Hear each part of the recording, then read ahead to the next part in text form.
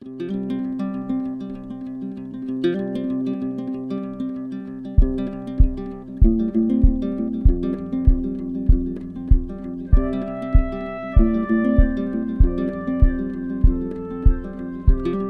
a comenzar con estas primeiras xornadas coa intervención de Cristina Valdés. Cristina Valdés é graduada en Antropoloxía Social e Cultural, é diplomada en Empresas e Actividades Turísticas, é técnico superior de Información e Comercialización Turística e ten diferentes másters, tanto en habilidades directivas como de profesorado, e durante máis de 10 anos foi guía nacional e internacional para diferentes turoperadores europeos. Foi técnica de turismo do Patronato de Turismo de Rías Baixas, secretaria de dirección do presidente da cadena Zenit Hoteles e a xunta de dirección do grupo R Imagina Restauración. O sea, a súa bagaxe é ampla no mundo do turismo e das viaxes, non? Ademais de ter experiencia como docente e, sobre todo, en cursos de inserción de profesionales de diferentes colectivos en risco de exclusión, que entronca coa súa faceta como antropóloga e, por suposto, co seu traballo tamén de investigación antropolóxica, sobre todo nos campos da identidade, o turismo, a migración, a alteridade, desigualdade social, xénero e sexualidade. Entón, sin máis, deixemos con ela e vou apagar un pouco as luces. Bueno, moitas gracias a todos por vir. O primeiro que quero facer é pedirvos xa perdón de primeiro, porque vou tentar facer a presentación en galego, eu non son galega e seguro que meto a pata, polo tanto xa, dende agora, pediros perdón polo uso que vai a facer da lingua, e con todo o meu cariño, pero seguro que meto a pata. Entón, o primeiro que vou facer é unha aproximación histórica ao que é o fenómeno do turismo, o fenómeno social do turismo, como foi evolucionando a través dos séculos. O turismo é un fenómeno social, cultural e económico que está relacionado co movimento das persoas, non? De persoas que se moven fora do seu lugar de residencia. Os motivos que levan a estas persoas a moverse poden ser moi variados e han mudado a través dos séculos. Estas persoas que se desplazan denomínanse visitantes, non? No campo, no eido do turismo, quero decir, pero non todas as persoas que se moven son visitantes. Algúns son turistas e outros son excursionistas. Sempre estou falando dende a miña visión de técnico de turismo, sí? Turistas, cales son? Aqueles que pernoctan. Excursionistas, pois aqueles que fan unha viaxe no día e voltan para a súa casa, así. Entonces, como tal, o turismo defínese, ten efectos sobre a economía, pero non só ten efectos sobre a economía, senón que tamén ten efectos sobre as cidades, ten efectos sobre as cidades anfitrionas e os seus habitantes, e teñen efectos tamén sobre sobre os propios turistas, ¿no? Sobre a ollada que eles podan percibir cando visitan unha cidade. E turismo, se vedes para a pantalla, esta é a primeira definición que se fixo de turismo e que estivo, digamos, actualizada ata aí pouco, que fixeron a Walter Huntzinger e Karl Kraft, que foron dos economistas suizos, que dixeron que o termo de turismo é o conxunto de relacións e fenómenos que se producen como consecuencia do desplazamento e a estancia temporal de persoas fora do seu lugar de residencia, sempre que este non este motivado por razóns lucrativas. Hoxe en día sabemos que isto non é así, porque existen 1 millar de turismos e hoxe en día o turismo de negocios pois está moi presente na nosa actualidade, non? Entonces, se nos remontamos aos tempos pasados, como turista e como persoas que se moven, temos que comenzar na historia da humanidade, non? Desde cando falamos dos seres humanos nómadas, pero tamén falamos dos sedentarios. E cando hablamos dos primeiros turistas, temos que facer relación con estos primeiros pueblos nómadas, non? Junto con isto, o turismo mudou xunto co home e de acordo ás súas necesidades e características foi mudando nun eido ou en outro. Estos cambios que efectuáronse ao redor do tempo foi o que lle dá cada día máis importancia mundial, non? Ata chegar a ser, hoxe en día, pois un dos primeiros recursos das economías de moitos países. Ao longo da historia, como se estaba dicendo, o turismo atopouse en diferentes etapas.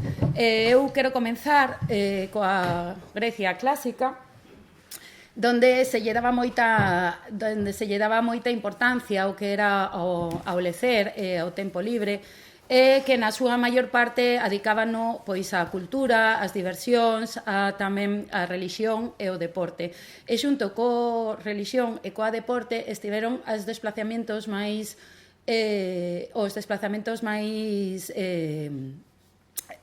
senlleiros que se podían decir desta época, no? Que foron os desplazamentos que se facían co motivo dos Xogos Olímpicos, no? Eran uns desplazamentos que estaban motivados sobre todo por motivos religiosos e deportivos.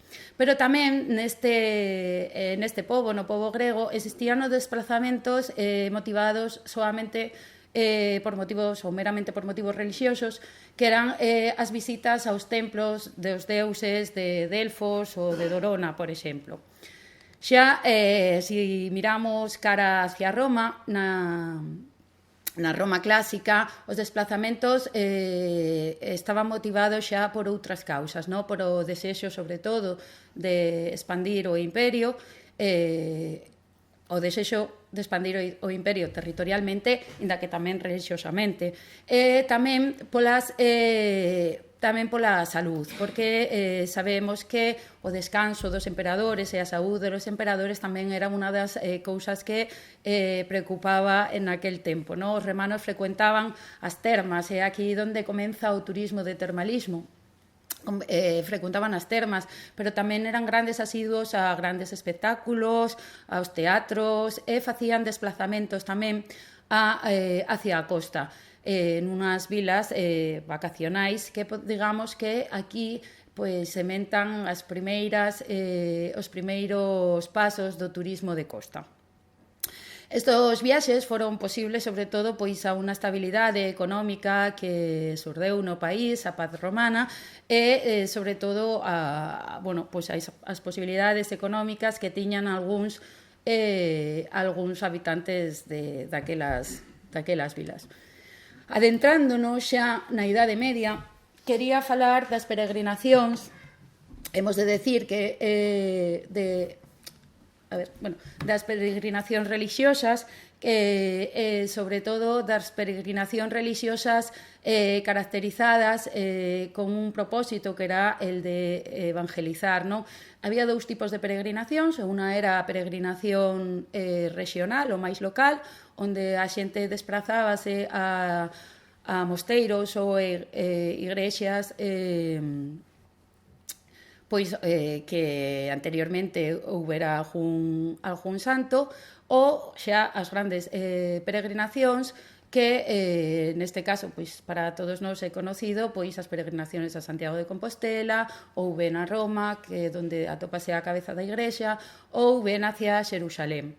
Pero non só as peregrinacións religiosas céntranse no cristianismo, sino que tamén estas peregrinacións danse no mundo do mundo islámico, que é a peregrinación a Meca, que é unha dos grandes pilares do Islam, e que todo musulmán que se prece pois ten a obriga de facer unha vez na súa vida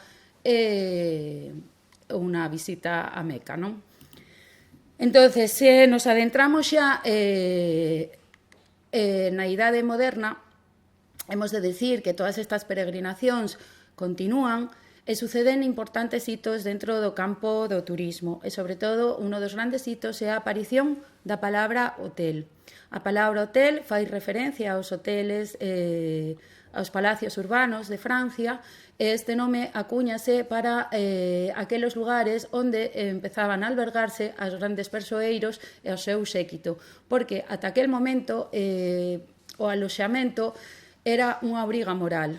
Pero a partir era unha obriga moral, e todos os peregrinos eran sin necesidade de que houbera hoteles, había albergues, había posadas e hospedábanse tamén na casa das propios convecinos que iban pasando polo que transitaba o camiño, pero neste momento, cando os grandes persoeiros que viaxaban con un séquito enorme, pois non dispoñían dun lugar axeitado ás súas necesidades. E a partir de aquí acuñase o termo e construíese estos grandes palacios, hoteles, con el que surge lo que es la hotelería. Además, en esta época, querría decir que se caracteriza sobre todo por la incursión de grandes inventos, como es la imprenta, y también por la instalación de las universidades, lo cual genera centros vacacionales para estudiantes, unos viajeros conocidos con el Gran Tour. Y es aquí donde surge la palabra tour, y de aquí, digamos, el lexema de la palabra turista, ¿no? A que a partir de aquí se genera la palabra turismo y turista. El Gran Tour empezó en el siglo XVI, a finales del siglo XVI, se tenía por costumbre mandar a los jóvenes aristócratas ingleses al finalizar sus estudios, a conocer otras partes de Europa. Formaba como parte de un rito de paso, ¿no?, de su formación a la vida adulta, con el fin de completar toda su formación y adquirir ciertas experiencias que da el bagaje de viaxar. Era un viaxe unha viaxe longa de entre 3 e 5 anos que se facía por diferentes países de Europa co fin, pois, de ir descubrindo a beleza dos lugares e a riqueza no arte e na cultura, e dai proceden as palabras turismo e turista.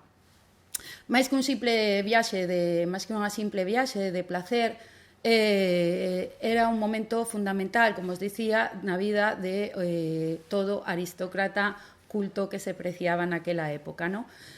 Pero tamén nesta época, na idade moderna, é a época das grandes expedicións marítimas dos españois, dos británicos e dos portugueses, donde comeza o gusto por alteridade e tamén donde se desperta a curiosidade e o interés por viaxar.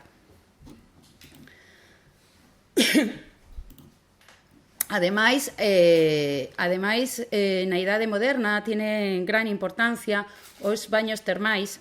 Hai un rexurcir das termas que quedaran na época do Imperio Romano e que decaeran durante toda a Idade Media.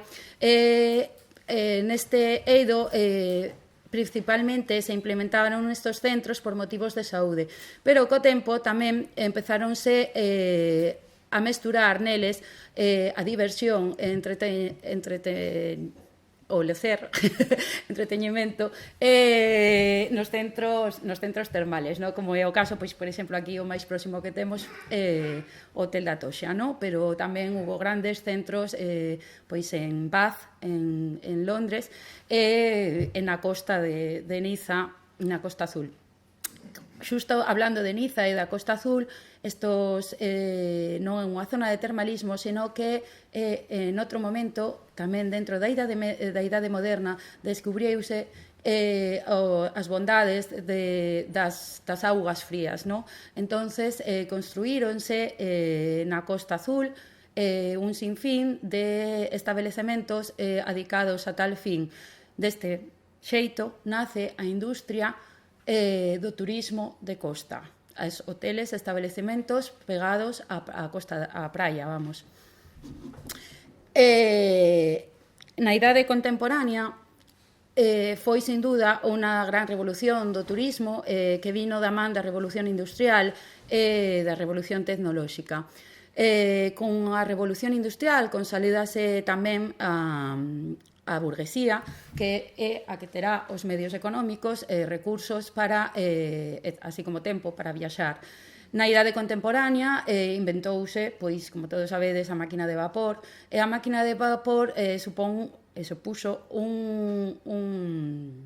unha reducción espectacular nos transportes, non só nos tempos, senón tamén en a cantidad de destinos diferentes aos que podía chegar.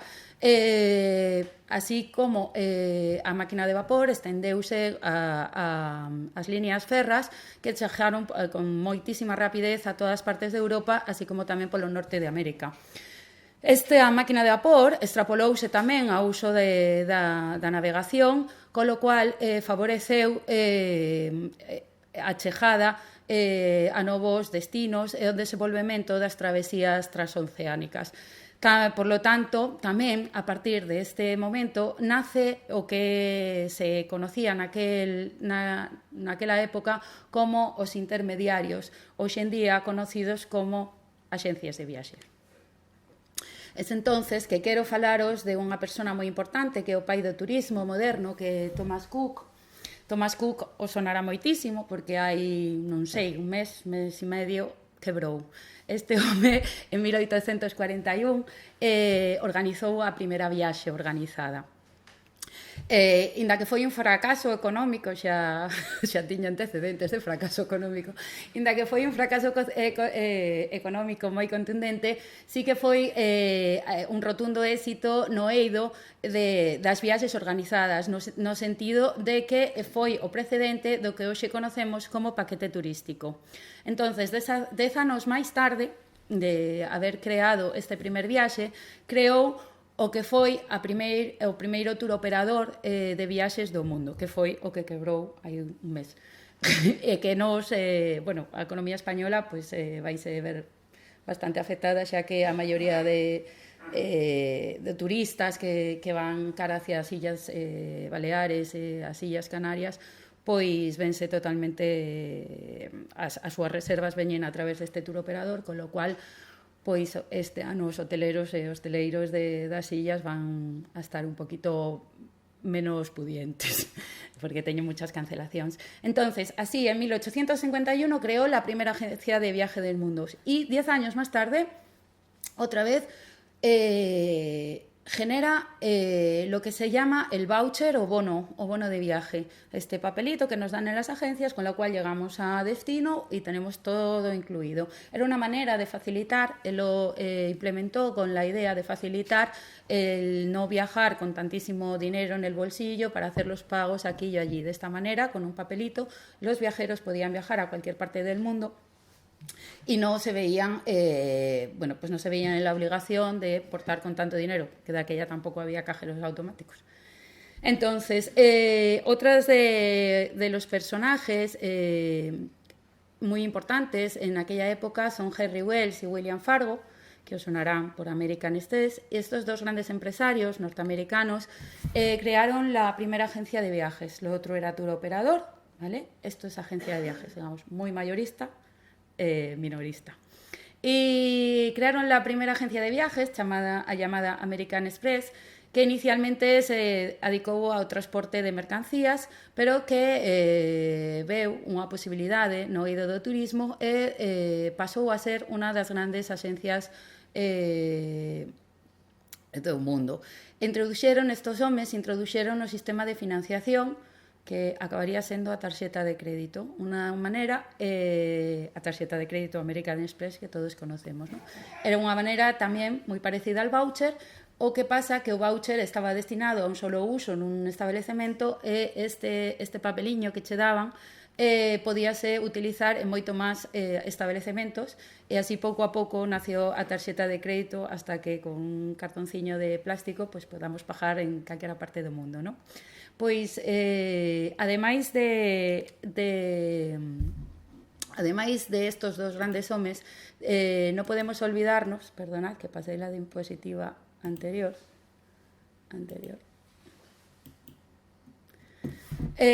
No podemos olvidarnos de la industria naviera, ¿no? Porque en Inglaterra se ofreció en aquella época lo que eran las grandes travesías transoceánicas, que dominaban el mercado marítimo durante toda la segunda mitad del siglo. Y es a partir de aquí cuando se favorecen todas las corrientes migratorias europeas cara hacia América. que de eso aquí en Galicia se sabe un ratito, ¿no?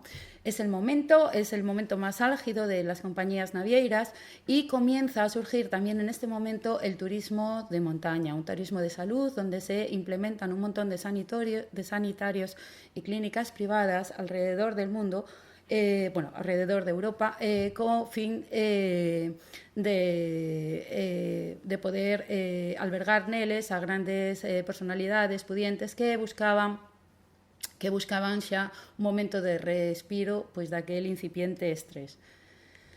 Outra personalidade que revolucionou o sector turístico foi César Rich, supongo que a todos os sona o nome. César Rich é considerado el padre de la hostelería moderna. Este home empezou dende moi abaixo en un hotel ata chegar a xerente, pero este home é o responsable tamén de que haya baños nas habitacións, porque ata aquel momento pois compartíanse no pasillo con máis xente.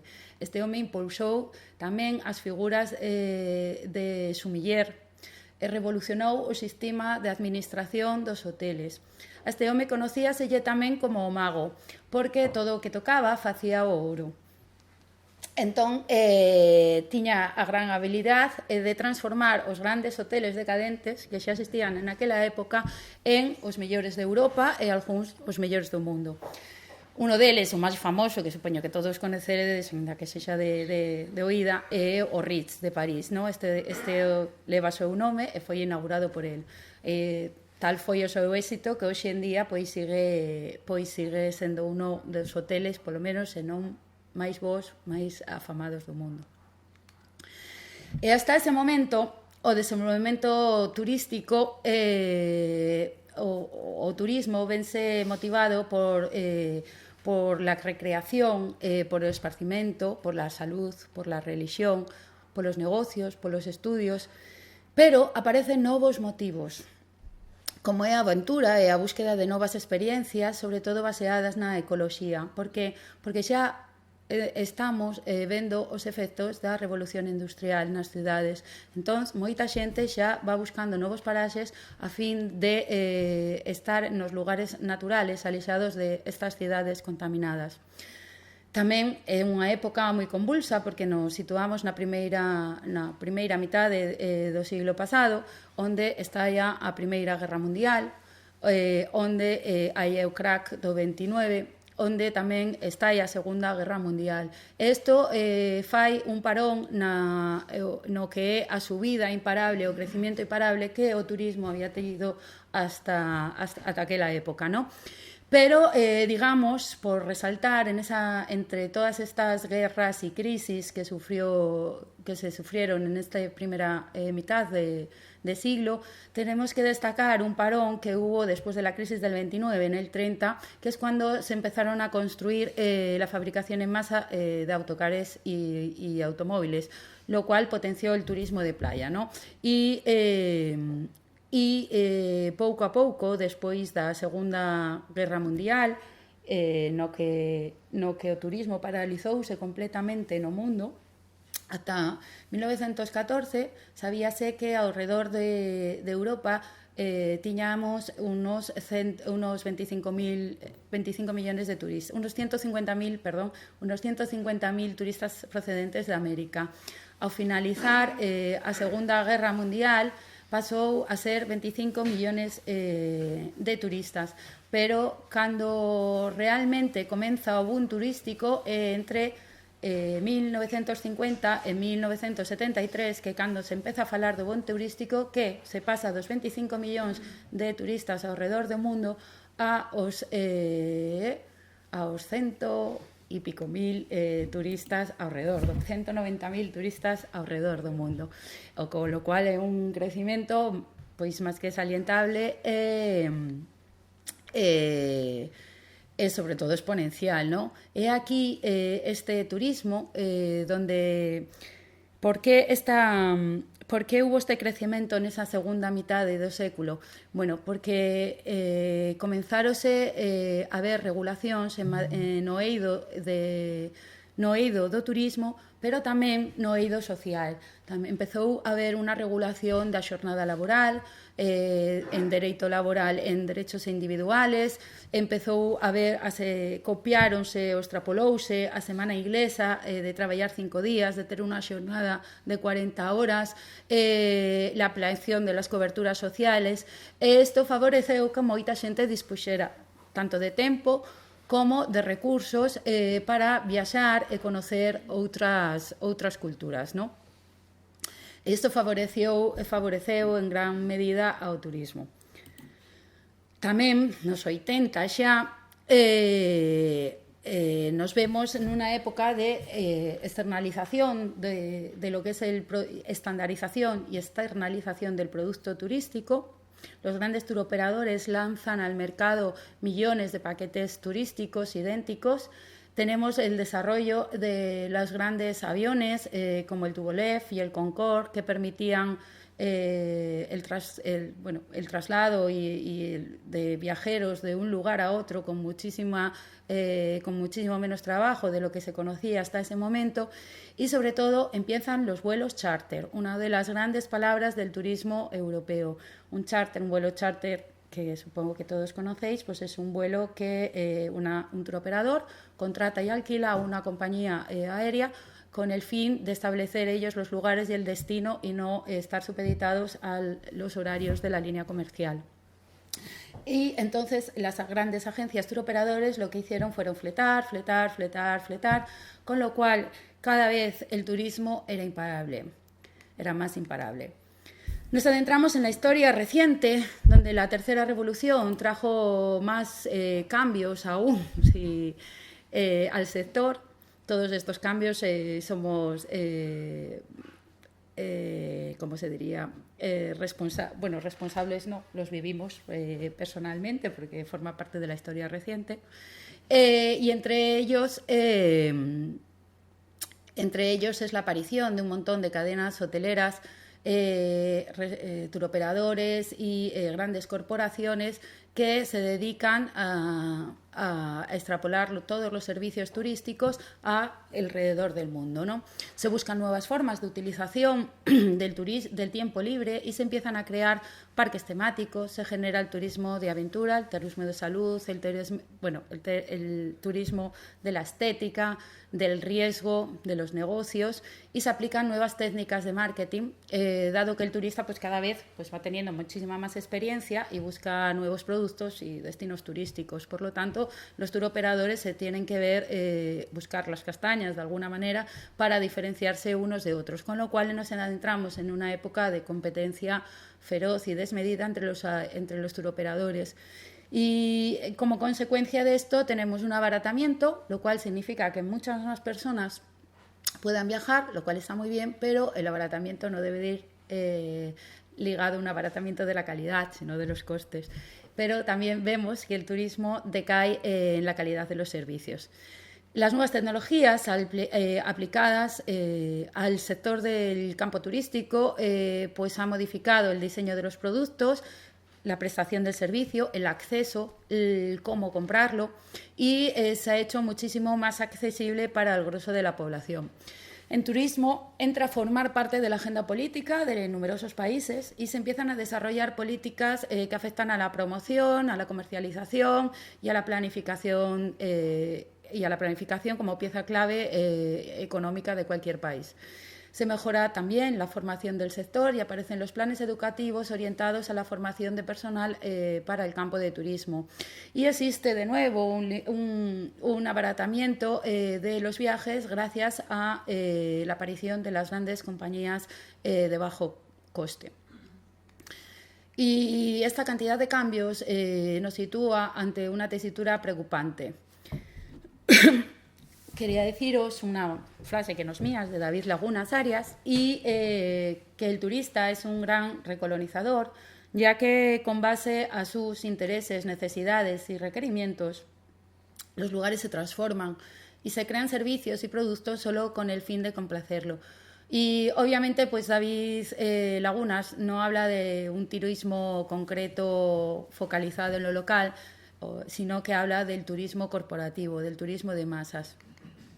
Hay que diferenciar bien, porque cuando hablamos de la palabra turismo es así como muy genérica. Y dentro del turismo hay muchísimos negocios y diferentes maneras de enfrentar el turismo, ¿no? La diferencia de la industria turística corporativa, que está respaldada por las grandes corporaciones, y una un poquito menos global y más local y centrada más en una zona geográfica,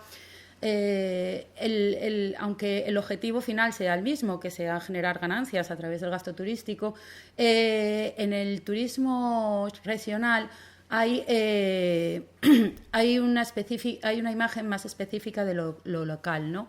Y las divisas significativas de los turistas se centran más en manos de los locales, en la artesanía, en los museos, en los transportes. Por otra banda, la industria turística corporativa, las grandes ganancias se generan en las cadenas turísticas, que son principalmente la marca en cuestión, y el grueso del dinero se va de la región, ¿no? Quedando simplemente pues, una cuota marginal en forma de salarios y de propinas o de impuestos. Además, hoy en día, las grandes cadenas hoteleras generan estrategias para que los turistas pasen menos tiempo en la ciudad y más tiempo dentro del hotel. Y de esta manera pues aparecen estos planes de todo incluido, con que no te hace falta nada más que ganas para estar allí 24 horas sentado, pues bebiendo, comiendo, comprando y haciendo todo lo que podías hacer en la ciudad. Y estas grandes estrategias se están implementando cada día más, ¿no? Es preferible, bajo mi punto de vista, que exista un turismo más ligado a la identidad de una región. Creo, bajo mi punto de vista, que por ejemplo en Galicia se está haciendo bastante bien. Siempre todas sus promociones turísticas están ligadas a la identidad, a su gastronomía, a sus paisajes, a sus gentes, pero no es así en todo el mundo, ¿no? Y entonces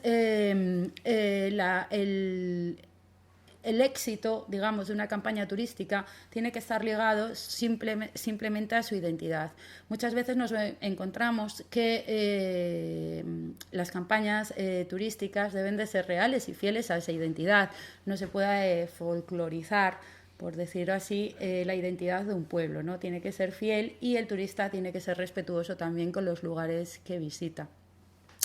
Muchos de los turistas han ido transformando a todos los niveles, enfocado en la necesidad de estos viajeros y todo acomodado al turista, ¿no? Y el turismo se debe de ser comprendido y estudiado como una realidad y un ente propio que lo defina a sí mismo, dado que afecta en todas las dimensiones, tanto a anfitriones como a visitantes, y que por sí ya genera cambios dentro del orden social. De esta manera, quería deciros que un turismo bien instruido, que trae bienestar económico a una población local, receptora, fortalece la identidad local y además genera y mantiene un sentimiento de pertenencia en los habitantes que hacen que quieran y cuiden su imagen, ¿no? Los habitantes se ven bastante afectados por las dimensiones sociales y psicológicas que se desprenden del turismo y han ido adoptando sus ritmos de vida a la gran presencia de numerosas personas foráneas día tras día. Actualmente vemos que el consumidor también se ve colapsado con un bombardeo publicitario constante, donde decidir sobre la cantidad de alternativas que tenemos en el mercado pues se hace bastante complicado, ¿no? Está comprobado que el factor psicológico o el boca a boca es el más importante, por eso grandes empresas dedicadas al turismo online hoy en día pues implementan unas pestañas donde todos los usuarios, viajeros, pueden escribir allí sus reseñas. Es lo que hará que tomaremos la última decisión. La compra será basada en la experiencia de otros usuarios. De esta forma, nos damos cuenta de cómo el ser humano pues tampoco hemos cambiado tanto respecto al uso de lo tecnológico, ¿no? Seguimos siendo bastante humanos y apreciando los impulsos emocionales que nos transmiten de una forma pues cuanto más real y fiel, ¿no? Bajo las experiencias que hemos vivido. Y, ante todo, vivimos también en una época que nos encontramos en una lucha entre el turismo superficial y masificado frente a un turismo mucho más respetuoso que rompe barreras y permite de forma sostenida en el tiempo que el destino establezca lazos de unión entre sus propios habitantes, el destino y sus propios visitantes, ¿no?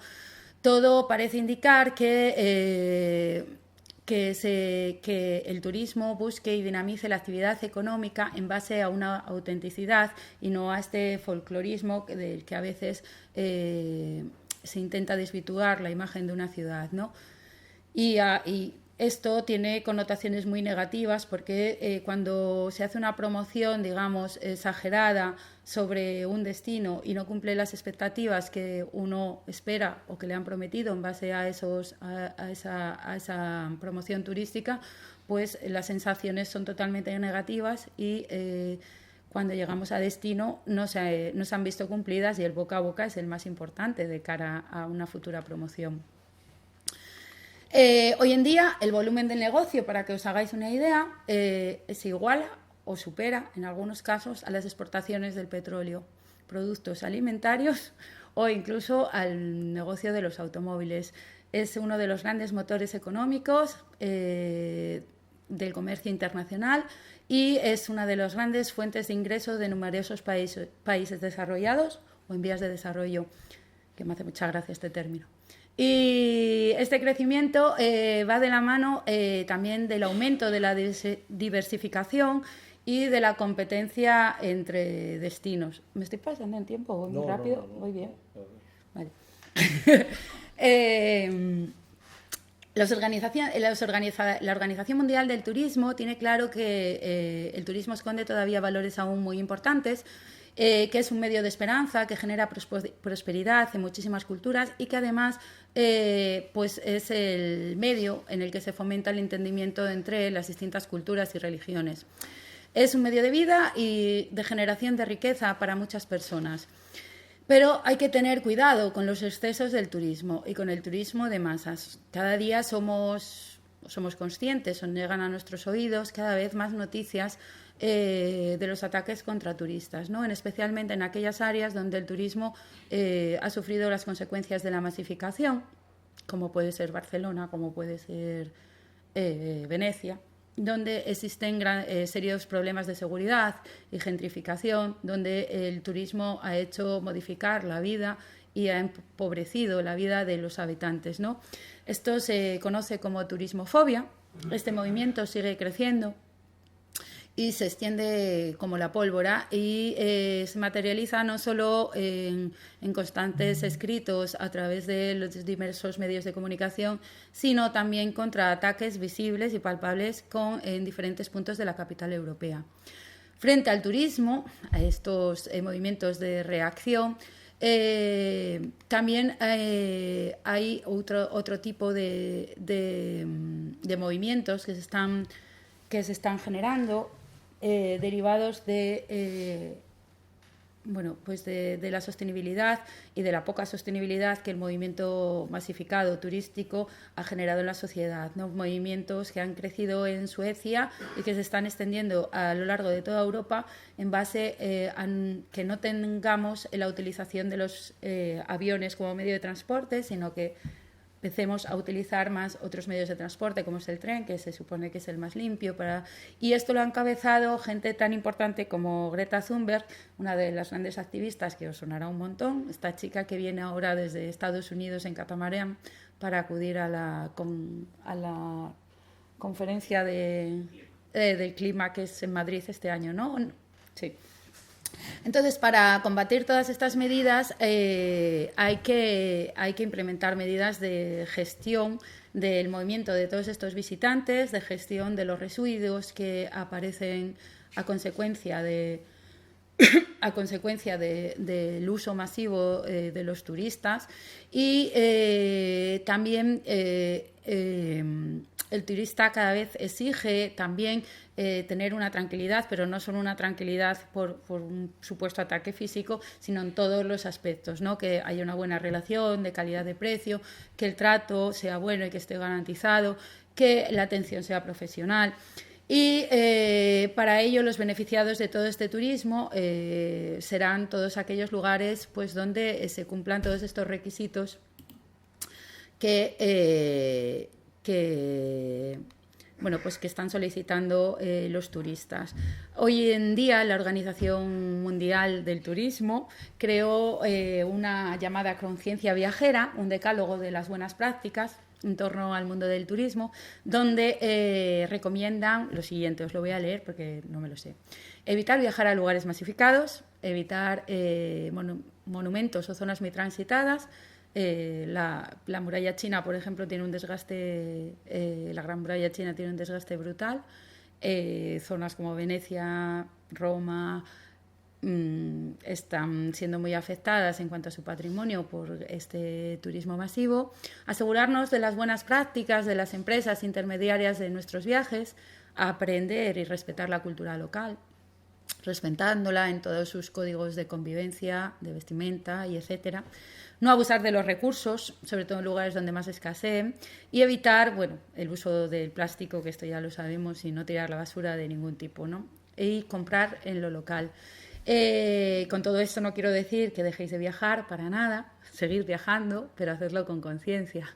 Hoy en día el turismo a nivel mundial creció un 6% en el año 2018 y acaba de llegar a los 1.400 millones de viajeros alrededor del mundo. Acordaros de las cifras de las que hablábamos al principio de la presentación. Pasamos de los 25 millones a los 190 millones y a los 1.400 millones de viajeros alrededor del mundo. No dejéis de viajar, hacedlo con conciencia. Ya decía Mark Twain que viajar es malo, pero solo para los prejuicios, la intolerancia y las mentes cerradas. Y hasta aquí os puedo leer. Espero que no haberos aburrido muchísimo.